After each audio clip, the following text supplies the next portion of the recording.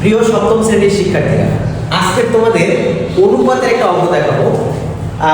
অনুপাতের চ্যাপ্টার আছে যে আমরা সবসময় অনুপাত করতে গেলেই আমরা ভাবি যে চতুর্থ সমানুপাতি কিভাবে বের করবো, এই প্রশ্নটা প্রায় এসে থাকে এবং এটা শুধুমাত্র যে তোমার লিখিত পরীক্ষা আসবে তা না, কিন্তু এমসিকিউতে এসে থাকে। তো চতুর্থ সমানুপাতি আমরা কিভাবে বের করবো, একদম ইজি। এই যে 3, 6, 7 এর চতুর্থ সমানুপাতি নির্ণয় করবো, অঙ্কটা আছে আমাদের এরকম। তার মানে এই প্রথম রাশি দেওয়া আছে কি, প্রথম রাশি। এখানে তোমরা শুধুমাত্র লিখে রাখবে যে দেওয়া আছে লিখে শুরু করবে। হ্যাঁ, দেওয়া আছে এটা লিখে নেবে। তো দেওয়া আছে প্রথম রাশি হচ্ছে কত, 3। আচ্ছা, এখানে অনেকে ভাবে যে এটা কি দ্বিতীয় রাশি, এটা কি তৃতীয় রাশি। 3, 6, 7 এই যেটা আছে এটা হলো প্রথম রাশি, এটা দ্বিতীয় রাশি, এটা তৃতীয় রাশি। হ্যাঁ, এটা প্রথম, এটা দ্বিতীয়, এটা তৃতীয়। এখন আমরা প্রথম রাশি হলো 3, হ্যাঁ, দ্বিতীয় রাশি কত, 6। তোমরা এগুলো দিতে পারবে 6। এরপরে হচ্ছে তৃতীয় রাশি হচ্ছে 7। এখন আমাদের চতুর্থ সমানুপাতির একটা সূত্র আছে, সেই সূত্রটা আমাদেরকে অ্যাপ্লাই করতে হবে। তাহলে চতুর্থ সমানুপাতি যেটা বের করব, সেই চতুর্থ রাশি আমাদের নাই আছে। ওই চতুর্থ রাশি বের করার জন্যই আমরা কিন্তু এখন এই যে চতুর্থ রাশি সমান প্রশ্নবোধক চিহ্ন দিয়ে দিয়েছি।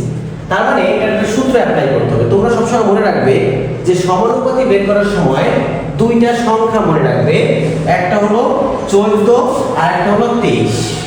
কেন এই 14 আর 23 সংখ্যা দুটো মনে রাখতে বললাম, মাঝখানে যদি সমান চিহ্ন দিয়ে দাও তাহলে এই যে 14 এর মাঝখানে একটা গুণ চিহ্ন দিয়ে দাও, এর 2 আর 3 এর মাঝখানে একটা গুণ চিহ্ন দিয়ে দাও। তার মানে এই যে দেখো এটা প্রথম রাশি, 1 মানে হলো প্রথম রাশি, এটা হলো প্রথম রাশি, এই 4 হলো চতুর্থ রাশি, আর এই তোমার 2 হলো কি দ্বিতীয় রাশি, আর এটা হচ্ছে তৃতীয় রাশি। তার মানে আমরা কিন্তু এই যে প্রথম রাশি আর চতুর্থ রাশির গুণ সমান দ্বিতীয় রাশি আর তৃতীয় রাশির গুণ, এই হলো সূত্র। তাহলে তোমরা এটা কিন্তু অটোমেটিক্যালি এমনি মনে রাখতে পারবে। তো আমরা এবারে এই সূত্রটা লিখব যে আমরা জানি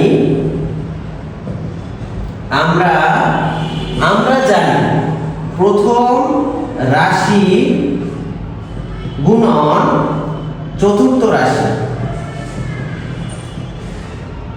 এইটুকু কিন্তু তোমরা টেকনিক্যালি মনে রাখবে, এইটুকু কিন্তু তোমাদের আবার অঙ্কের ভিতরে লেখার দরকার নেই, এটা জাস্ট আমি বোঝানোর জন্য লিখছি।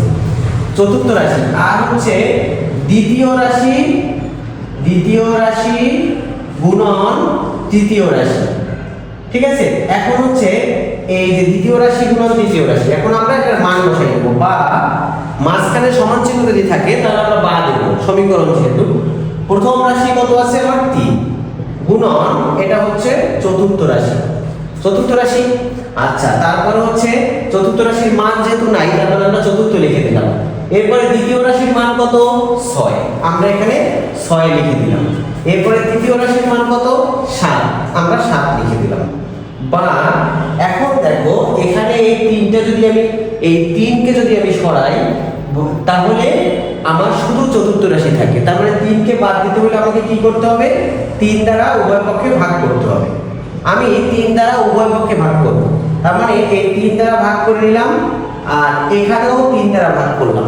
ভাগ করলে এই 3 চলে গেল, যদি 3 চলে যায়, আর এখানে হচ্ছে 3 অক্ষে 3 দুগুণে 6, 3 দিয়ে ভাগ দিলে 2 আসে। তার মানে তোমরা দেখো যে বা চতুর্থ রাশি, এখন চতুর্থ রাশি কিন্তু একা হয়ে গেল বাম পাশে, সমান কত 2 গুণন 7, তাই না? অতএব চতুর্থ রাশি কত হবে, চতুর্থ রাশি হলো 14। এই 14 হচ্ছে আমাদের চতুর্থ সমানুপাতি। তার মানে আমরা চতুর্থ সমানুপাতি নির্ণয় করব খুব সহজ টেকনিকে, এবং তোমরা যখন অবজেক্টিভ করবে তখন এই ফর্মুলাটা অ্যাপ্লাই করবে যে 14 = 23, তাহলে তোমরা দ্রুত করে ফেলতে পারবে।